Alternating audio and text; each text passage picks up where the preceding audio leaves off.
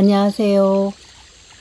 세상에 첫선을 보이는 야생화 이야기꾼 한송순입니다.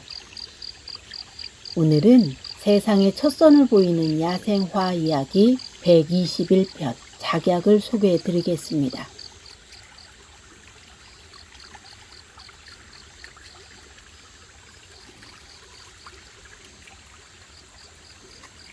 작약 꽃말은 수줍음, 부끄러움, 교태입니다.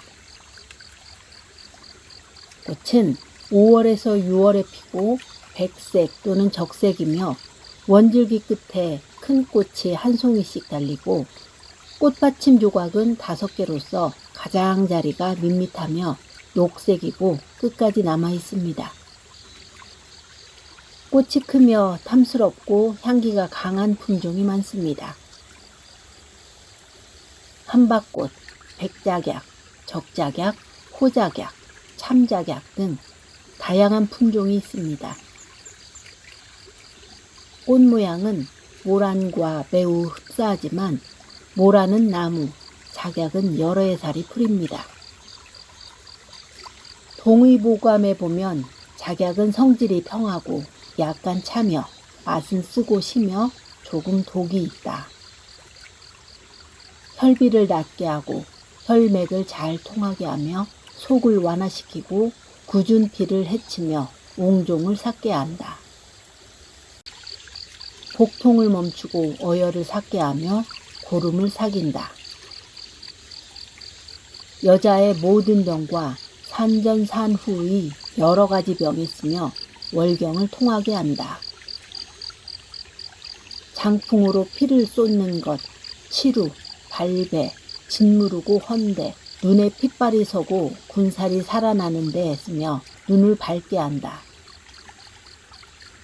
적작약은 오줌을 잘 나가게 하고 기를 내리며 백작약은 아픈 것을 멈추고 어혈을 해친다.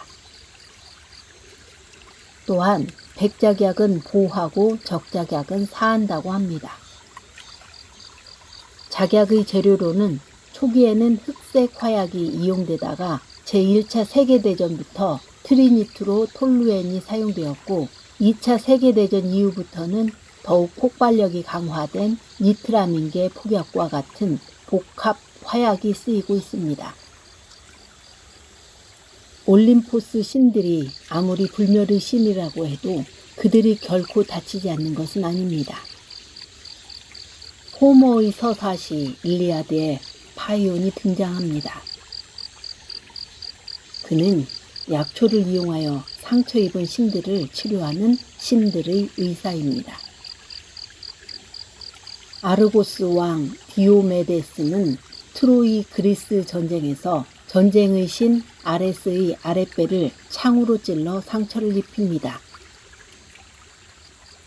디오메데스의 창에 찔린 아레스가 올림포스로 달아나 아버지 제우스에게 울면서 한탄합니다. 그러자 제우스는 밤낮 전쟁과 말다툼만 좋아하는 그가 밉지만 자신의 아들이 괴로워하는 것을 아비로서 참아볼 수 없어 파이온에게 치료하도록 명합니다. 파이온은 그의 상처에 고통을 벗게 하는 약초를 붙여 그를 치료해 줍니다. 이때 그가 사용한 약초가 작약이라고 합니다. 탐스러운 꽃을 피워 진한 향기를 내뿜는 작약은 약초로 효과가 좋습니다. 작약의 속명 파이오니아는 신들의 의사 파이온의 이름에서 유래되었음을 짐작할 수 있습니다. 그리스의 의사이자 의학의 아버지인 히포크라테스는 작약을 만병통치약으로 여겼으며 실제로 여러 증상에 처방하였다고 합니다. 오늘은 세상에 첫선을 보이는 야생화 이야기 121편 작약을 소개해 드렸습니다. 감사합니다.